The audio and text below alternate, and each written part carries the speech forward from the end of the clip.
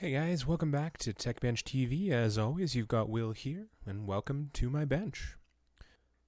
Today we've got something very similar to last week. We're looking at an Xbox Elite Series 2 controller today. Very similar problems to the Joy-Cons. These guys here are prone to stick drift because they are a potentiometer joystick. They are not a Hall effect. We mentioned that briefly last week, but didn't really go into any details on the difference. Potentiometer joysticks are going to use a potentiometer, which as you move them around is going to change the voltage, and that's how it's going to read the position of the joystick. As it turns out, that's a mechanical device, and it can become dirty. The Hall effect ones we were talking about last week that I upgraded my Joy-Cons to, they use magnetic fields, so a lot less to go wrong there, and can't really dirty up a magnetic field. So, without any further ado, let's get started. So what we're going to be doing today is we're going to be opening up the Xbox Elite Series 2 controller, and we're going to have a look at the potentiometers. Unlike the Joy-Cons, you are actually able to see the potentiometers. They are open air underneath the joystick caps here once we remove those. To get at those, we'll need to remove the faceplate first. This is a very different repair as it requires very little tools, but still requires a lot of care and patience. If we rush this job, we can easily damage the controller, and we want to make sure we don't do that. First thing we're going to do is we're going to take off the joystick caps here, 1 and 2, as well as removing the D-pad cap. Okay, that's going to leave us with our faceplate open and accessible. And then we're going to grab our handy pry tool or spudger, depending on what you use, as well as one of these handy guitar picks. We're going to start in the top right or top left corner of the unit, and we're just going to get ourselves a little bit of a gap there. Once we get that gap open, we can then take our pry tool and start to remove that faceplate. And you should hear just a little click like that as we work our way along.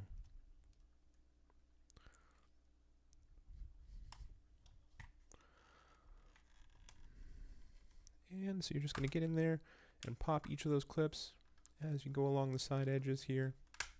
There we go. Perfect.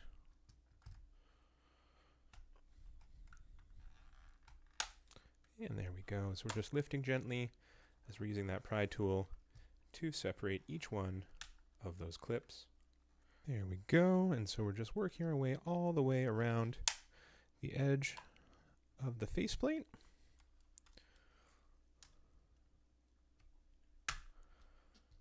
And eventually, that will come right off like that.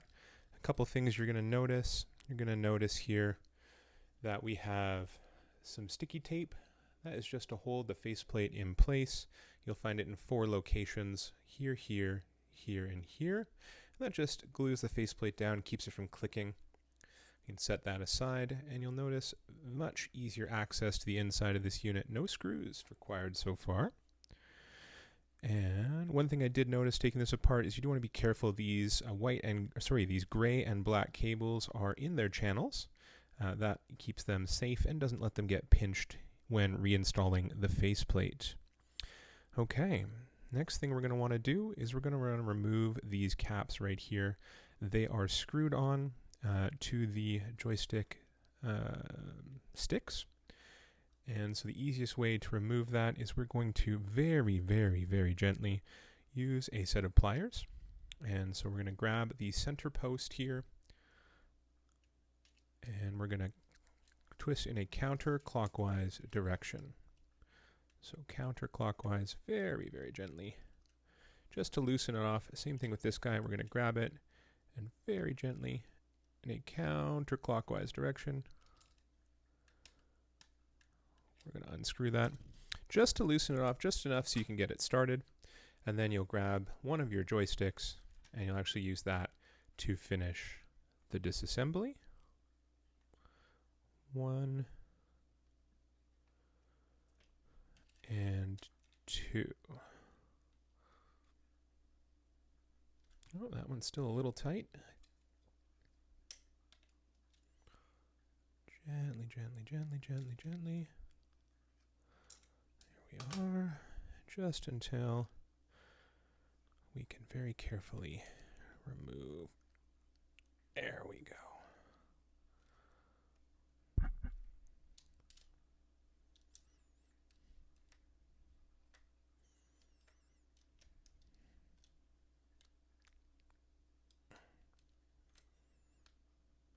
Alrighty, there we go. And this one's just going to come right off, just like that. We're going to set those aside. So, what we've got here, if we look carefully, is we've got our two joysticks. And on either side of the joystick, we can see these little green boxes. Those are actually our potentiometers, and that's what we want to address today. Now, we could open the rest of this controller and we could desolder these from the main board and we could put new ones on. As it turns out, can carry quite a cost, and it's a lot of work. We have to completely disassemble the controller, we have to desolder the existing joysticks, and then we've got to resolder new ones.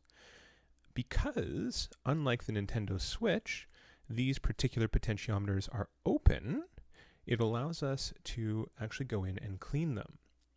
If we look at our Nintendo Joy-Con stick here, we can see that it's sealed. There's no way to have a look at those potentiometers, at least not non-destructively. You could break this piece off here, and I'm sure you'd be able to get in there. But because they're so easy to remove, they're a single unit, and they're held in with two screws and connected with a ribbon cable, it's a lot easier to just go ahead and replace these ones. The Xbox controller, however, these guys are a lot more difficult. So, instead of going through all the expense and time of taking them all apart, because we have access to these potentiometers, we can get ourselves a little bit of contact cleaner here. We want the zero residue stuff. We don't want to leave any residue in there. And what we're going to use this is to clean those potentiometers, make sure there's no dust or debris in them, and make sure they're working their absolute best. So we're going to take our little straw out here. Alrighty, so we're going to take our contact cleaner and we're going to spray it right in here where the potentiometers are. We want to get nice and good in there. Perfect, just like that. And again, there's no need to worry about getting this on the board or anything like that because this will evaporate and leave zero residue. And so we just want to make sure we're getting that nice and worked in there. Make sure we're not getting any leftover gunk in there. Maybe give it another little spritz. And give another work around there. Beautiful.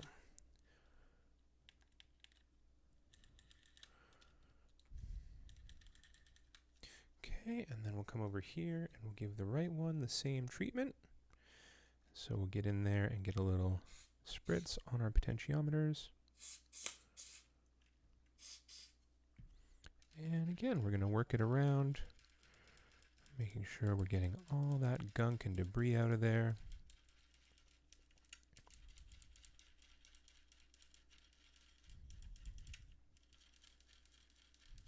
There we go. And a number 2 hit. 1, 2, 3, 4. And work that around there the same as before.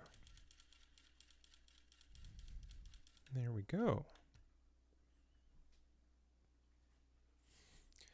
And of course, we don't want to forget to clean up any residual mess that we may have left. Well, it doesn't leave any residue. It can leave marks on the plastic, so we want to make sure to clean that off thoroughly. Okay, our joysticks are feeling nice and loose, and it feels like they're working good.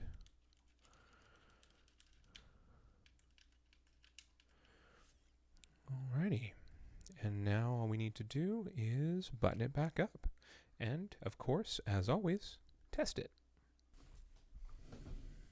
Alrighty, so to start our reassembly procedure, we're going to go ahead and screw the caps back on to the joysticks. There we go. So we're just going to finger tighten that down onto the joystick here. There we go. Again, give that a little polish as much as we can while we're working. Try to remove the fingerprints we can't get to later. We'll take our other cap and we're going to screw that on the other joystick, just like before.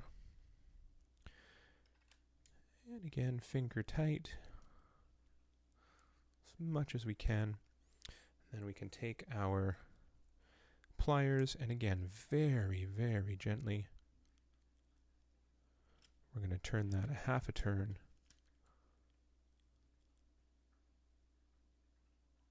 There we go. Let's see if we got any more in there. Yeah, that's about as good as we are going to get. Get this one. One more part turn. We want to be very careful because we put too much torque on these joystick caps. We could very easily snap off the tops of the joysticks, and we really don't want to do that. So now we've got the joystick caps back on. We can take our faceplate, and you can get replacement ones of these pretty cheaply on Amazon, places like that. So if you do break one of these clips, it's not a huge deal. And you could take the time at this point to customize your control a little bit, put a little bit, different color or a different pattern on there if you prefer. Well, let's go ahead and reinstall this. So very, very straightforward. It's going to slide on only in one direction and push in with a bunch of clips. You're just going to work your way around the outside of that faceplate, making sure the rubber's all tucked in at the top. And there is our faceplate reinstalled. We can put our joystick caps back on. And there we go. And now, of course, let's make sure that it's working as it should. So to test everything out, we've got a controller testing application here. We're going to test our joysticks, make sure they're moving all around and snapping back to center. We want to make sure the joystick button is working as well. We want to make sure both are moving in the right direction. And we've got both joysticks buttons are functional. Test our bumpers. Bumpers are working. Triggers are working. Y, B, A, and X buttons, start and select. Both are working as expected. And our D-pad is functioning. Looks like we've got a working controller. Okay guys, I hope you enjoyed this look at cleaning the Microsoft Elite Series 2 controller potentiometers. Next week we'll be moving out of the video game world and fixing something a little different.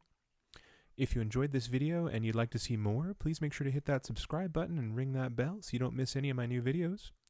If you have any suggestions about things you'd like to see or things I could do a little bit differently, please make sure to leave a comment down below. I hope you guys have a wonderful day. This has been Will with TechBench TV. Take care.